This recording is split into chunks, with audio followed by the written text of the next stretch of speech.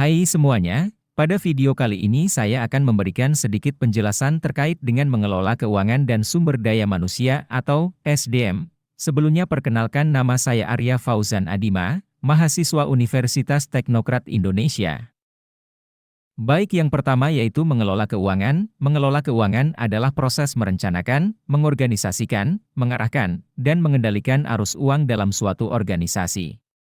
Tujuan pengelolaan keuangan adalah untuk memastikan bahwa organisasi memiliki cukup uang untuk memenuhi kebutuhannya, dan untuk menggunakan uang tersebut secara efisien dan efektif. Selanjutnya yaitu mengelola sumber daya manusia, SDM. Mengelola sumber daya manusia, SDM, adalah proses perencanaan, pengorganisasian, pengarahan, dan pengendalian sumber daya manusia dalam suatu organisasi. Tujuan pengelolaan SDM adalah untuk memastikan bahwa organisasi memiliki sumber daya manusia yang berkualitas dan kompeten, dan untuk menggunakan sumber daya tersebut secara efektif untuk mencapai tujuan organisasi. Manajemen sumber daya manusia perubahan, kegiatan pengelolaan SDM yang ada di perusahaan melalui kegiatan perancangan analisis jabatan, perencanaan tenaga kerja, rekrutmen seleksi, pelatihan pengembangan, perencanaan karir, penilaian prestasi kerja sampai dengan pemberian kompensasi yang transparan. Manajemen sumber daya manusia perbankan memiliki beberapa metode yaitu, analisis jabatan, perencanaan TK, rekrutmen seleksi, pelatihan dan pengembangan, perencanaan karir, penilaian prestasi kerja, pemberian kompensasi, integrasi pemeliharaan, pemutusan hubungan kerja. Di dalam rekrutmen dan seleksi memiliki proses seleksi yaitu seleksi surat lamaran, wawancara awal, tes tertulis, wawancara mendalam, medical test, wawancara atasan langsung, keputusan penerimaan.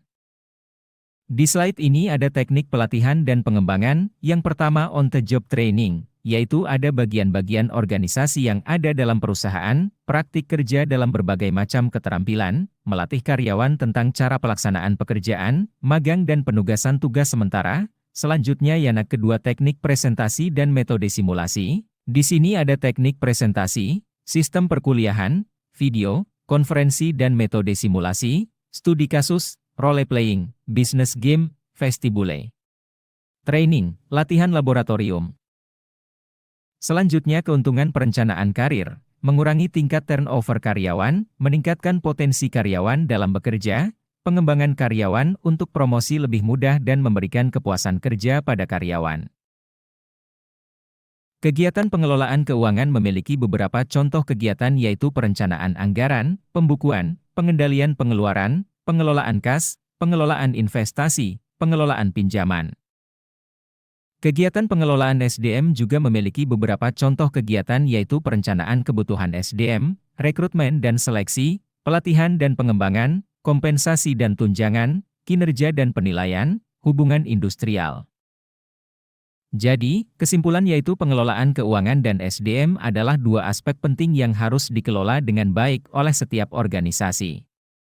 Kedua aspek tersebut saling berkaitan dan saling mendukung.